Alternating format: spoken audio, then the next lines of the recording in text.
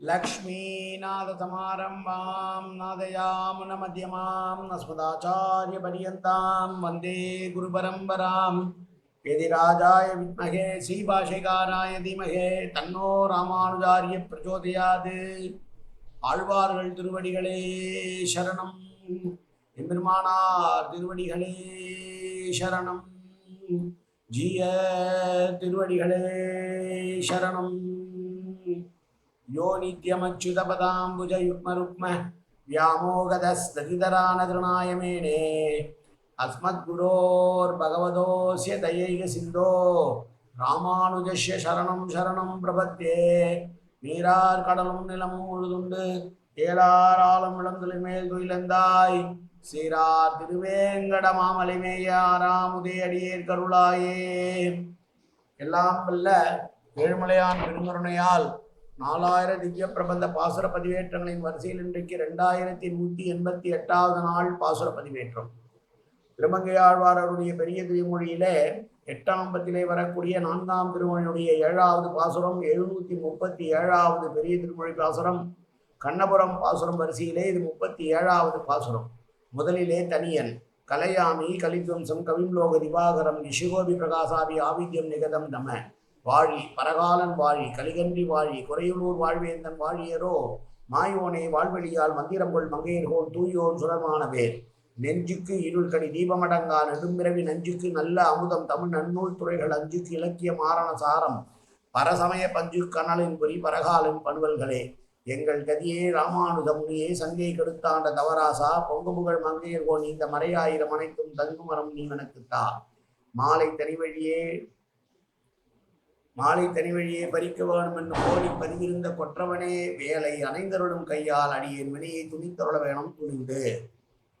737வது பாசுரம். வாமனன் கல்கி மதுசூதனன் மாதவன் தார்மண்ணு தாசரதியாய் தடமார்வன் காமன் தாதை கண்ணபுரத் தெம்பெருமான் தாம நருந்துழாய் தாழ்ந்து ஊதாய் கோல் தும்பி பரகாலமாயி வண்டை பார்த்து சொல்கிறாள்.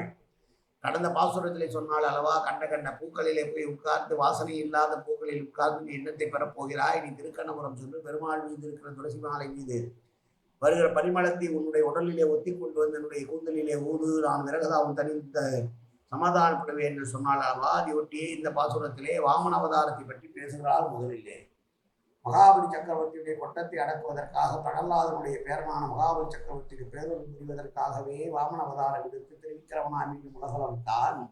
அப்படி வாமனனாக அவதாரம் செய்தவன், பின்னர் கல்கியாக அவதாரம் செய்ய போகிறவன், மதுகைடவர்கள் என்கிற அரக்கர்கள் வேதத்தை பிரம்மனிடமிருந்து கவர்ந்து செல்ல அவர்களை கொன்ற மதுசூதனன். தவன் என்றால் தவங்களுக்கு அப்பாற்பட்டவன் என்று பொருள் இருந்தாலும் பொதுவான பொருள் திருமகள் கேள்வன், ஸ்ரீமகள் கேள்வன். என்பதற்கு லக்ஷ்மி என்ற ஒரு பொருள் உண்டு. ஸ்ரீனிவாசன் என்று சொல்லுகிறாள். தார்மண்ணு தாசரதியா என்றால் உலகம் முழுவதும் என்று 10 திக்குகளிலும் தன்னுடைய ரதத்திற்கு எதிர் இல்லாத இருந்த தசரதனுடைய மகனாக ராமபிரானாக அவதாரம் செய்த தடமார்வன், மிகப்பெரிய தோள்களை உடையவன்.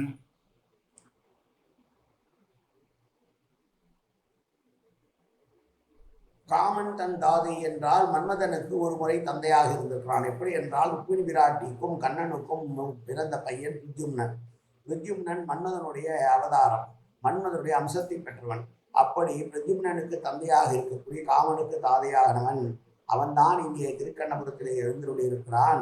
அவன் அணிந்திருக்கிற துளசி மாலை பரிமளமிக்க திருத்துழாய் என்ற அந்த துளசி மாலையிலே இவன் உடலை சென்று ஒட்டி எடுத்து வந்து அதை பரிமளத்தை எனக்கு ஊதாய், என் முடியிலே ஊதினால் போதாது போதும் என்று சொல்லுகிறாள். தும்பியை பார்த்து மீண்டும் தும்பியை தூதிவிட்ட மற்றொரு பாசுரம் இந்த பாசுரம்.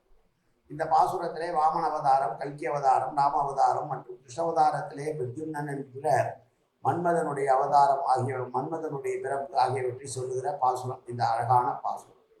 வாமனனாய் பின்னர் கல்கியாய் வரப்போகிறவன் தசரதன் என்கிற பெயருக்கே பேர். 10 திசைகளிலும் தேர், உன்னுடைய தேரை யாராலும் மடக்க முடியாது என்று பெருமை பெற்றவன். ஆனானப்பட்ட பரசுராமரே கூட 27 தலைமுறை சத்திரியர்களை கொண்டவர். தசரதனையோ ஜனகனையோ கொல்லவில்லை. காரணம், நேர்ஞான அரசர்களை அவர் கை வைக்கவில்லை.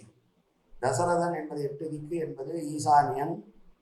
ஈசானியத்திற்கு கிழக்குக்கு இந்திரன், தென்கிழக்கு அக்னி, தெற்கு திசைக்கு யமன், மேற்குக்கு நிருதி, தென்மேற்குக்கு நிருதி, மேற்குக்கு வருணன், வடமேற்குக்கு வாயு, வடக்குக்கு குபேரன் என்கிற சோமன், கிழக்குக்கு ஈசான்யன் என்கிற 8 திக்கு, ஆகாயம் பூமி ஆக 10. இந்த 10 திசைகளிலும் எந்த மூளைக்கு தசரதனுடைய தேர் சென்றாலும் அங்கு அவனுக்கு எதிர்ப்பு கிடையாதாம். அந்த அளவுக்கு பராக்கிரம் உள்ள தசரதனுக்கு புத்திரனாக அவதரித்தவன்.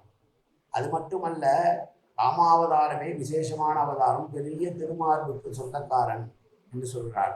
பெரிய திருமார்புடையவன், தரமார்பன் என்றால் ராவணனை வெல்ல வேண்டும் என்றால் எவ்வளவு பலம் இருக்க வேண்டும். அப்படி மனிதனாக பிறந்திருந்தாலும் கட்டுடல் பேணி கொண்ட ராமபிரானாக அவதரித்தவன்.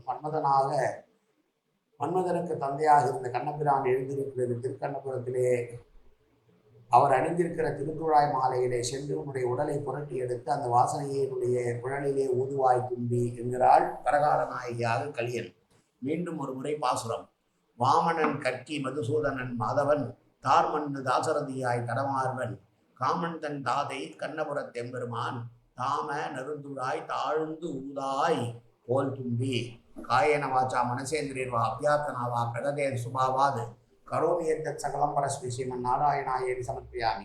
உடலால் உள்ளத்தாலும் வாக்காலும் சகலவிதமான பாவங்களும் தோஷங்களும் நிறைந்ததாக உலகத்துடைய இருந்த போதிலும் அடியேன் செய்கிற நன்வினையோ தீவினையோ அத்தனையும் உடைய கமலமலர் பாதங்களில் சமர்ப்பிக்கிறேன் கண்ணா. காத்தருள்வாய் கண்ணா, ஏற்றுக்கொள்வாய் கண்ணா. எப்போதும் திருநாமம் கண்ணா கண்ணா கண்ணா என்று நாள் வருவதற்கு அருள்வாய் கண்ணா. சர்வத்திர கோவிந்தநாம சங்கீர்த்தனம். கோவிந்தா கோவிந்தா கோவிந்தா கோவிந்தா கோவிந்தா கோவிந்தா கோவிந்தா கோவிந்தா கோவிந்தா.